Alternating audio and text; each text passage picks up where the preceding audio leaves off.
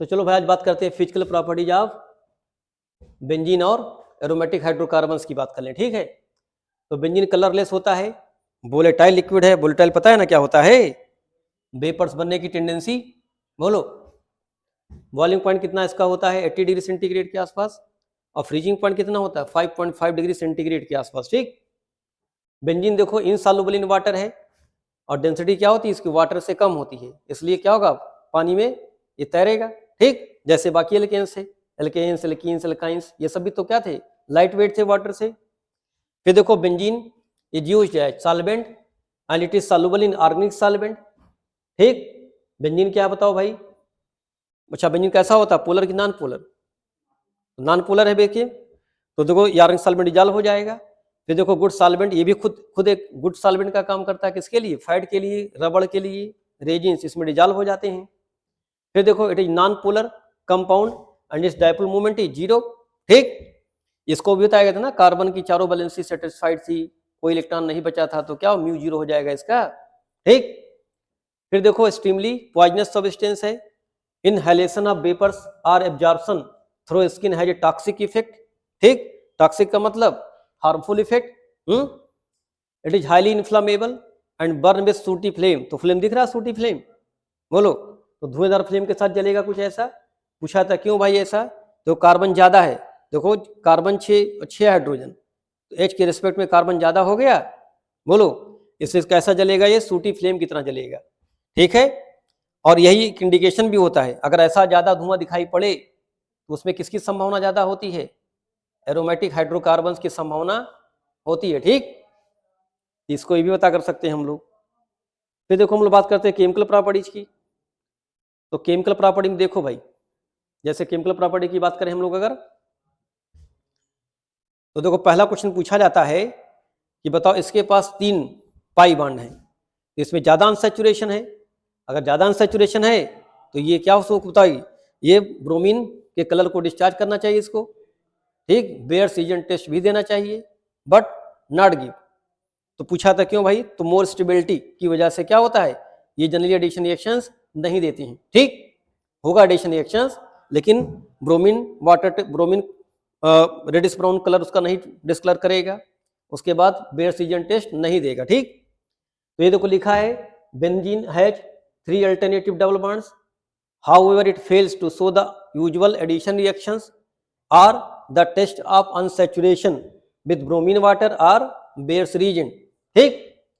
फिर देखो it's show electrophilic substitution reaction due to the phenomenon of resonance और complete delocalisation of pi electrons, okay. और कितने pi electron है? 6 pi electrons ना, तभी तो पूछा था एरोमेटिक है ये। फिर देखो benzene show following type of reactions, इसका मोस्ट कॉमन रिएक्शन कौन सा है? Electrophilic substitution reaction. ये एडिशन रिएक्शन भी शो करेगा और ऑक्सीडेशन भी शो करेगा, लेकिन इसका कॉमन रिएक्शन क्या है? इलेक्ट्रोफिलिक सब्स्टिट्यूशन, जैसे बाकी सबके थे, ठीक। तो देखो सबसे पहले हम लोग बात करने वाले इलेक्ट्रोफिलिक सब्स्टिट्यूशन की ही बात करने वाले, ठीक है। तो देखो इसमें क्या भाई देखो है कि बेंजीन्स और इसका जो भी होमोलॉग है आसानी से इलेक्ट्रोफिलिक सब्स्टिट्यूशन रिएक्शन देगा, ठीक। क्यों देगा भाई? क्योंकि complete delocalisation of electrons in the benzene और it has pi electrons cloud over the benzene rings which make electrophile attack over it. आसानी से इस पे इलेक्ट्रोफाइल अटैक कर जाता है, क्यों? क्योंकि इसके पास पाई इलेक्ट्रॉन क्लाउड ज्यादा है, ठीक है। ये खुद कैसा काम कर रहा है? न्यूक्लियोफाइल का काम कर रहा है। फिर देखो ES reaction given by aromatic compound arene to form mono substituted benzenes which are more stable than benzene, ठीक है, to better delocalisation of pi electrons. तो देखो रिंग में अगर इलेक्ट्रोफिलिक सब्स्टिट्यूशन करवा रहे हैं ना, देखो एक इलेक्ट्रोफाइल न्यूक्लियोफाइल है, इस पे कौन अटैक करेगा? इलेक्ट्रोफाइल अटैक करेगा, और यहां से एक H निकल जाएगा। देखो इसके पास एक H है ना, बोलो, तो इलेक्ट्रोफाइल इस पे अटैक करेगा और H को बाहर कर देगा। तो सब्स्टिट्यूशन हुआ, और किसने किया? इलेक्ट्रोफाइल ने किया सबसे पहले, तो नाम क्या पड़ेगा? Electrophilic substitution. अब जैसे ही मोनो सब्स्टिट्यूटेड बना बेंजीन रिंग, ये बेटर हो जाएगा किसके लिए? नहीं देखो लिखा है यहाँ पे, ये क्या होगा बताओ? बेटर इलेक्ट्रॉन डिलोकलाइजेशन की वजह से क्या होगा बताओ? तो ये सारे रिएक्शन किसके देते हैं? इलेक्ट्रोफिलिक सब्स्टिट्यूशन रिएक्शन आसानी से देते हैं, ठीक। अब देखो हम लोग बात करते हैं कि aromatic compounds do not give the addition reactions. तो पूछा था क्यों नहीं देता भाई? तो अगर हम लोग ऐड कर दें तो देखो हो क्या रहा, देखो अगर हम Y को ऐड कर रहे हैं इसके ऊपर, बोलो, फिर देखो Z को ऐड कर रहे हैं, यानी इलेक्ट्रोफाइल्स को ऐड करें, फिर न्यूक्लियोफाइल को ऐड करें, तो देखो हो क्या रहा, देखो अब 1 और 2 पाई बचा है बॉन्ड, 2 पाई बॉन्ड बनने से क्या हो गया, ये एंटी एरोमेटिक कंपाउंड हो गया। और एंटी एरोमेटिक कंपाउंड कैसे होते थे, अनस्टेबल, बोलो। तो देखो या हम क्या बात करेंगे इसको, नॉन एरोमेटिक कंपाउंड। तो एंटी एरोमेटिक और नॉन में क्या डिफरेंस था बताओ। एंटी में याद है क्या था कि डिलोकलाइजेशन कंप्लीट था, लेकिन इसमें क्या होगा, कंप्लीट डिलोकलाइजेशन नहीं होगा। तो ये बेसिकली कैसा बिहेव करेगा, नॉन एरोमेटिक का। और नॉन एरोमेटिक एंटी दोनों कैसे थे बताइए, एरोमेटिक वाले से कम स्टेबल। तो इसमें देखो क्या हो रहा है कि अगर हम ऐड कर दे रहे हैं किसी एक पाई बॉन्ड पे, इसका एरोमेटिक प्रॉपर्टी खत्म हो जाएगी, और एरोमेटिक की वजह से स्टेबिलिटी इसकी ज्यादा थी, इसीलिए जनरली इसके एडिशन रिएक्शंस नहीं होते हैं। लेकिन सब्स्टिट्यूशन में देखो आसानी से दे देगा, क्यों, देखो पहले भी देखो इसके पास 6 पाई इलेक्ट्रॉन्स है, अभी देखो रिंग में 6 पाई इलेक्ट्रॉन्स हैं, बोलो, तो इसकी एरोमेटिसिटी अभी भी मेंटेन है, इसलिए इसके कॉमन रिएक्शन कौन से होते हैं, इलेक्ट्रोफिलिक सब्स्टिट्यूशन रिएक्शन। बात समझ में आ रही है। फिर देखो भाई, एक तो आपको ये जानना था कि एडिशन क्यों नहीं देगा, ठीक, बात समझ रहे हैं। अब देखो इसका कुछ ग्राफ से समझते हैं हम लोग। देखो एक रिएक्शन का ग्राफ पढ़ा जाता है, सब्स्टिट्यूशन और एडिशन का ग्राफ अगर देखा जाए तो क्या होगा, फिर बात करेंगे मैकेनिज्म की बात करेंगे। अब देखो इधर फ्री एनर्जी है जिसको डेल्टा जी बोलते हैं, देखो तो देखो बेंजीन रिंग्स पे ना वाई और जेड का अटैक होने वाला है, तो यहाँ तो कुछ ऐसा बनेगा, दोनों की एनर्जी लगभग बराबर होगी यहाँ पे, ठीक, जिसको हम बोलते हैं ट्रांजिशन स्टेट बोलते हैं। अब यहाँ के बाद देखो एनर्जी में देखो डिफरेंस दिखाई पड़ रहा है, देखो एडिशन वाले की एनर्जी देखो ज्यादा है और सब्स्टिट्यूशन एनर्जी कम हो गई, और जिसका डेल्टा जी कम होगा उसकी स्टेबिलिटी क्या होगी, ज्यादा। ये तो पढ़ते थे हम लोग, मोर डेल्टा जी निगेटिव मतलब मोर स्पॉन्टेनियस। तो देखो यहां तक कॉमन था, देखो एनर्जी का ग्राफ, लेकिन बाद में क्या हुआ, देखो जब प्रोडक्ट बनाना तो उसकी एनर्जी क्या हो गई, ज्यादा हो गई, किससे, इलेक्ट्रोफिलिक सब्स्टिट्यूशन से। इसलिए ग्राफ भी क्या इंडिकेट कर रहा है कि ज्यादा स्टेबिलिटी कहाँ इसकी है, सब्स्टिट्यूशन में, ना कि एडिशन में, ठीक, बात समझ में आ रहे हैं, बोलिए। फिर देखो भाई, तो डायग्राम बेसिकली क्या क्या शो कर रहा है, देखो कि द रिएक्शन कोऑर्डिनेट डायग्राम, या रिएक्शन कोऑर्डिनेट इसको बोलते हैं हम लोग, बोलो, diagram in the figure show that reaction of benzene to form substituted benzene has delta G close to 0, ठीक। फिर देखो the reaction of benzene to form much less stable non aromatic addition product would have been a highly endogenic का मतलब endothermic, बोलो, consequently benzene undergo electrophilic substitution reaction that preserve aromaticity rather than electrophilic addition reactions। और एक खास बात देखो भाई, क्या है भाई, जैसे एरोमेटिक एल्कीन्स का कौन सा रिएक्शन था बताओ, इलेक्ट्रोफिलिक एडिशन, इनका कौन सा मेन रिएक्शन है, सब्स्टिट्यूशन। इसमें देखो क्या है भाई, एक तो एरोमेटिसिटी डिस्ट्रॉय नहीं होगी, एडिशन में क्या होगी बताओ, एरोमेटिक कैरेक्टर्स खत्म हो जाएंगे। तो ग्राफ आपको इंडिकेट कर रहा है, ठीक। अब देखो हम लोग बात करें mechanism of electrophilic substitution reaction की, ठीक। तो 3 स्टेप में देखो इसका रिएक्शन होता है। पहले स्टेप में क्या है, जनरेशन ऑफ इलेक्ट्रोफाइल, दूसरे स्टेप में क्या, फॉर्मेशन ऑफ कार्बोकेटायन इंटरमीडिएट्स, और रिमूवल ऑफ क्या होता है, protons, okay, to form from the carbocations intermediate, ठीक, टू फॉर्म द प्रोडक्ट।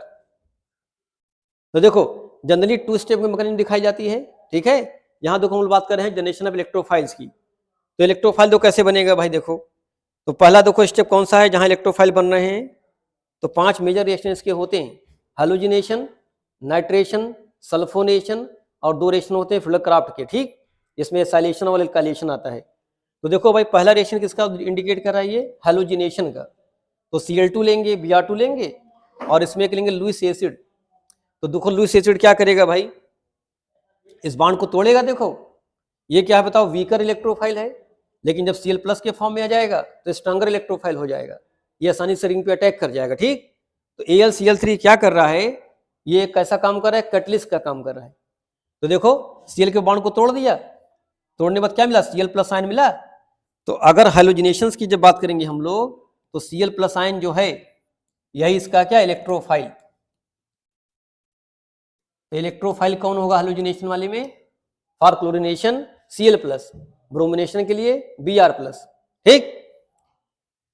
तो इसका काम क्या देखो है, वीकर इलेक्ट्रोफाइल Cl2 को कन्वर्ट करना किसमें, स्ट्रांगर इलेक्ट्रोफाइल्स में। सेकंड देखो स्टेप कहाँ पढ़ते हैं हम लोग, ये एक फ्रीडल-क्राफ्ट रिएक्शन है, एल्काइलेशन। तो यहाँ देखो क्या होगा, ये बॉन्ड टूटेगा और CH3 प्लस चार्ज आएगा, तो ये क्या बन जाएगा, कार्बोकैटायंस बन जाएगा। और याद है जहां भी कार्बोकैटायंस बनते हैं ना, हम रीअरेंजमेंट्स की बात जरूर करते हैं, ये ध्यान देना, ठीक है। अभी बहुत सारे रिएक्शन पढ़ेंगे उसके भी। यहाँ देखो क्या है, ये बॉन्ड टूटेगा, यहाँ पे प्लस चार्ज आएगा, तो ये क्या बन जाएगा, एसिल कार्बोकैटायन बन जाएगा। बात समझ रहे हैं, लेकिन यहाँ पे रीअरेंजमेंट के चांस नहीं होते, ठीक, ये ध्यान देना। तो ये 3 स्टेप रिएक्शंस कौन कौन से हैं, हैलोजिनेशन के, फ्रीडल-क्राफ्ट एल्काइलेशन के और फ्रीडल-क्राफ्ट एसाइलेशन की। फिर देखो हम लोग बात करते हैं, अभी हम जनरेशन ऑफ इलेक्ट्रोफाइल्स की बात कर रहे हैं। तो पहला स्टेप क्या होता है, पांचों रिएक्शन के इलेक्ट्रोफाइल को जनरेट करना, ठीक।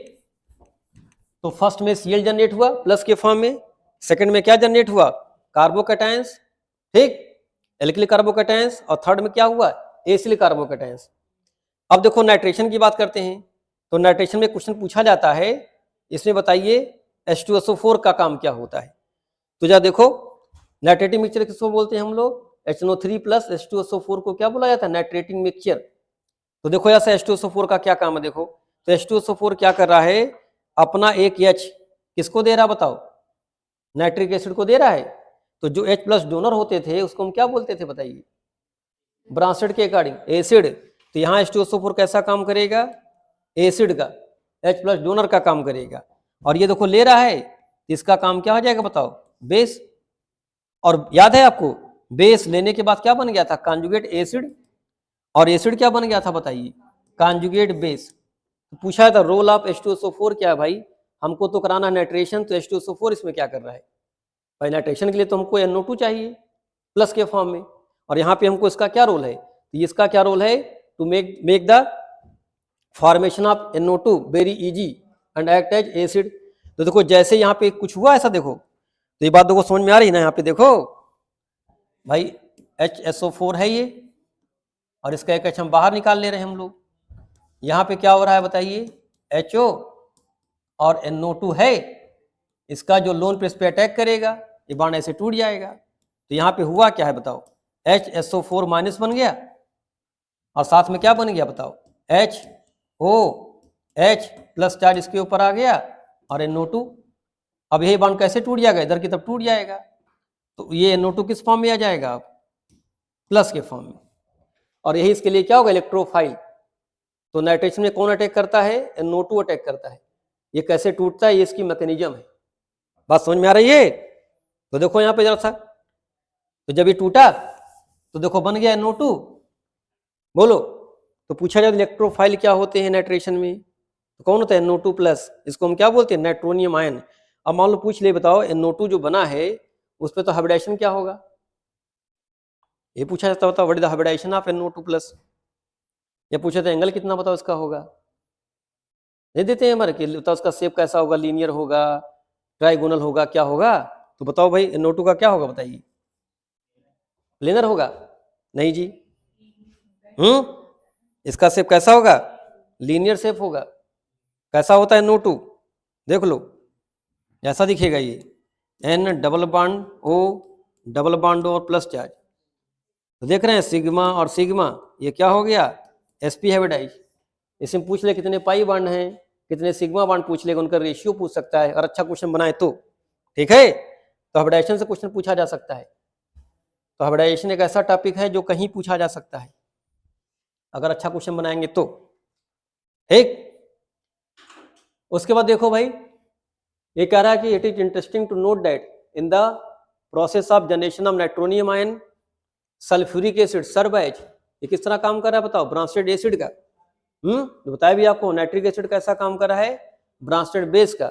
इस रिएक्शन को हम लोग क्या बोल सकते हैं, एसिड बेस इक्विलिब्रियम भी बोल सकते हैं, ठीक। कौन से रिएक्शन को, नाइट्रेशन वाले, जहां पे नाइट्रेशन में जनरेशन ऑफ NO2 प्लस हो रहा है, ठीक। अच्छा कुछ order of Lewis acid reactivity देख लो, Al3 plus BF3 okay, SbHCl5 FeCl3, ये रिएक्टिविटी आप किसका है, लूस एसिड का, ठीक। तो अगर क्या बात करते हैं सबस्ट्रेट क्या मोर रिएक्टिव, तो वीकर लेंगे हम लोग लूस एसिड। अगर सबस्ट्रेट कम रिएक्टिव है तो हम लोग स्ट्रांगर क्या ले सकते हैं, लूस एसिड। ठीक। तो एक ये देखो हो गया, एक देखो हम लोग बात करने वाले किसका अब, तो पहला काम था क्या, फॉर्मेशन ऑफ इलेक्ट्रोफाइल, ठीक। सेकंड देखो क्या है, फॉर्मेशन ऑफ कार्बोकैटायंस। तो देखो इसमें क्या है भाई, देखो क्या करते हैं, देखो इसमें हम लोग कुछ ऐसे देखो देख सकते हैं। तो बेंजीन रिंग है, बेंजीन में बताओ 1 डबल बॉन्ड 2 3 डबल बॉन्ड है, इस पे इलेक्ट्रोफाइल्स का हम दिखाते हैं अटैक।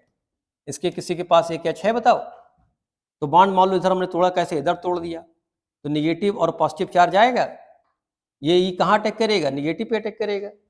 तो क्या बन जाएगा बताइए, ये इसी को हम सिग्मा कॉम्प्लेक्स के नाम से भी जानते हैं, एरिनियम कार्बोकैटायन के नाम से भी जानते हैं। ये हो गया, यहाँ पे प्लस चार्ज आ गया, बताइए, ठीक। तो जरा बताओ भाई, ये ज्यादा स्टेबल है कि ये ज्यादा स्टेबल है, बोलिए कौन ज्यादा स्टेबल है।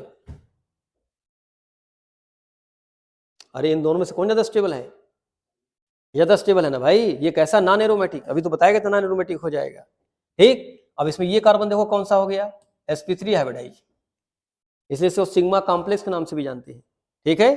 तो बन गया एरिनियम कार्बोकैटायन बन गए। अब क्या होता है, इसको रिजोनेंस में आ जाएगा, देखो ये, तो रिजोनेंस में क्या करना होता है बताओ, ये बॉन्ड इधर मूव कराएंगे हम लोग, इसका रिजोनेंस दिखा दें हम लोग, तो क्या हो गया बताइए एक टाइम में, ये सब बना है बेटा है, इसको आपको लिखना नहीं है, सब वहां दिया हुआ, ठीक, सीट में आपको दिया गया। देखो तो डबल बॉन्ड यहाँ हो गया, प्लस चार्ज यहाँ पे आ गया, ये डबल बॉन्ड यहाँ था ही, अगली बार देखो ऐसे मूव करेगा ये, तो क्या हो जाएगा बताइए, तो नेक्स्ट टाइम देखो क्या हो गया, ये ई एच है, डबल बॉन्ड प्लस चार्ज यहाँ पे आ गया। अब देखो यहीं पे जाके प्लस चार्ज रुक जाएगा, तो जब इसका बनाएंगे हाइब्रिड बनाएंगे हम लोग, तो हाइब्रिड में क्या दिखाएंगे, प्लस चार्ज कहाँ से कहाँ मूव कर रहा है, देखो इस ई एच पे तो आएगा नहीं प्लस चार्ज, यहाँ से मूव किया था और यहाँ तक गया था ना, तो जहाँ से मूवमेंट होता है वहीं दिखाते हैं डॉटेड लाइन, और क्या दिखा दिया हमने, प्लस चार्ज। ये इसका क्या, रेजोनेंस हाइब्रिड।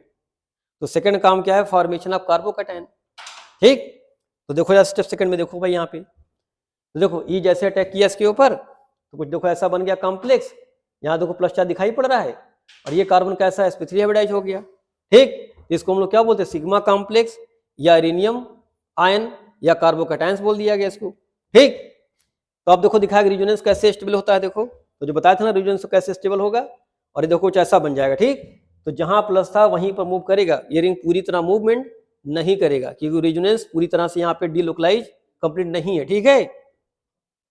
तो सेकंड स्टेप में हमको ये करना होता है, क्या बनना होता है हमको, सिग्मा कॉम्प्लेक्स बनना होता है, ठीक। अब ये अनस्टेबल है, ये बताए थे, क्यों, क्योंकि इसकी एरोमेटिक प्रॉपर्टी खत्म हो गई, तो अब क्या कर, कैसे मेंटेन करेगा, इस H को हटाएगा ये, और H को हटाने के बाद क्या करेगा ये, जिसको बोलते हैं डीप्रोटोनेशन। तो H को हटाया, यहाँ निगेटिव चार्ज आया, और निगेटिव पॉजिटिव क्या कर लेंगे, डबल बॉन्ड बना लेंगे, तो now they generate the aromatic property. तो देखो इसमें क्या हो रहा भाई, तो स्टेप जो थर्ड होगा इसका, उसमें क्या पढ़ते हैं हम लोग, रिमूवल ऑफ प्रोटॉन। तो देखो इसमें क्या हुआ, अगर हम लोग बात करते थे किसकी, हेलोजिनेशन की बात करेंगे, तो AlCl4 लिया माइनस वाला, एक Cl क्या होगा बताइए, यहाँ पे देखो अटैक करेगा, ठीक। तो एक बन जाएगा, देखो क्या बन जाएगा, HCl बन गया, और साथ में क्या निकलेगा बताइए, AlCl3। तो देखो AlCl3 स्टार्टिंग में लिया था ना हमने, तो ये वापस मिल गया, तो इसको हम क्या बोलते हैं, कैटलिस्ट। और देखो H कैसे निकला, देखो ये बॉन्ड तोड़ा, निगेटिव चार्ज आया यहाँ पे, और निगेटिव पॉजिटिव बीच में क्या बना लेंगे, डबल बॉन्ड, तो बन गया, देखो एरोमेटिक कैरेक्टर बन गया। ऐसे HSO4 ले सकते थे हम लोग, ठीक, यहाँ से H निकला तो H2SO4 बन गया, ठीक। अब देखो जनरल मैकेनिज्म दिखाएगा, देखो जनरल मैकेनिज्म समझ रहे हो कि पहले क्या हुआ, उसके बाद में क्या हुआ। तो देखो दो स्टेप का रिएक्शन, देखो पहले देखो रिएक्शन स्लो होगा, क्यों, क्योंकि यहाँ बॉन्ड फॉर्मेशन होगा और बॉन्ड टूटेगा भी, बोलो। तो देखो पहले ये बॉन्ड टूटा और एक नया बॉन्ड बना, तो इसमें समय लगेगा, टाइम लगता है, तो इसको बोलते हैं स्लो रिएक्शन। लास्ट में देखो क्या हो रहा है भाई, लास्ट में देखो क्या हो रहा है बताओ, अनस्टेबल है, अभी किधर जाना चाहेगा, स्टेबिलिटी की तरफ, तो रिएक्शन क्या हो जाएगा, फास्ट हो जाएगा।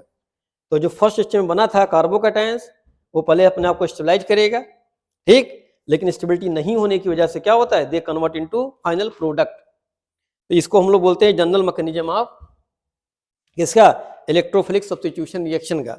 तो पहले स्टेप में क्या हुआ, इलेक्ट्रोफाइल्स जनरेट हुआ, सेकंड स्टेप में क्या हुआ, बोलिए, फॉर्मेशन ऑफ कार्बोकैटायंस, और थर्ड स्टेप में क्या हुआ, removal of proton. To generate the aromatic characters again. अब देखो कुछ रिएक्टिविटी के देखो क्वेश्चन दे दिए जाते हैं, देखो अच्छा एक ये भी देख लो, फर्स्ट स्टेप कैसा होगा, रिलेटिवली स्लो होगा, ठीक है, और इंडरगोनिक होगा। इंडरगोनिक का मतलब क्या हुआ, एंडोथर्मिक, ठीक, because an aromatic compound be converted too much less stable. तो देखो मोर स्टेबल से लेस की तरफ जा रहा है ना, तो हम एनर्जी खर्च करके ही इसको ऐसा कर सकते हैं। जैसे हम चाह रहे हैं किसी को क्या करना, डिस्ट्रॉय करना, तो हम पैसा खर्च करके ना करेंगे, डिस्ट्रॉय करेंगे इसको, तो पैसा क्या टाइप में एनर्जी हो गई। यहाँ भी देखो ये चीज हो गया है। उसके बाद देखो क्या है, सेकंड स्टेप कैसा, फास्ट होगा और स्ट्रांगली क्या हो जाएगा, एक्जरगोनिक। एक्जरगोनिक मतलब एक्जोथर्मिक हो जाएगा। तो ये सब अंडरलाइन कर लो, पूछा जा सकता है। बताओ फर्स्ट स्टेप में बताओ एनर्जी रिलीज हुई या एनर्जी एब्जॉर्ब हुई, एनर्जी एब्जॉर्ब होगी। और सेकंड स्टेप में क्या, एनर्जी रिलीज होगी। बात समझ में आ रही है, क्यों, क्योंकि फिर से इसको अपने स्टेबिलिटी को रीस्टोर करना है, ठीक। बाकी देखो जो रिएक्टिविटी होती है ना, AR का मतलब है क्या, एरोमेटिक सब्स्टिट्यूशन इलेक्ट्रोफिलिक। ये क्या है, एक्टिवेटिंग पावर के क्या होगी, डायरेक्टली प्रोपोर्शनल, और डीएक्टिवेटिंग पावर के क्या होगी, यूनिवर्सली। तो ये सब पढ़े थे हम लोग, plus R effect, plus M effect, ये सब पढ़े थे ना, एक बार फिर से बताएंगे आपको यहाँ पे हम लोग। फिर देखो rate of reaction for sulphonation ordination का क्या है भाई, बेंजीन दे दे और बेंजीन में H हटा के लगा दे, ड्यूटेरियम लगा दे, और उसके बाद क्या लगा दे, ट्राइटियम, जिसको बोलते हैं आइसोटोपिक इफेक्ट बोलते हैं हम लोग। तो ज्यादा रिएक्टिव कौन होगा, बेंजीन, ठीक।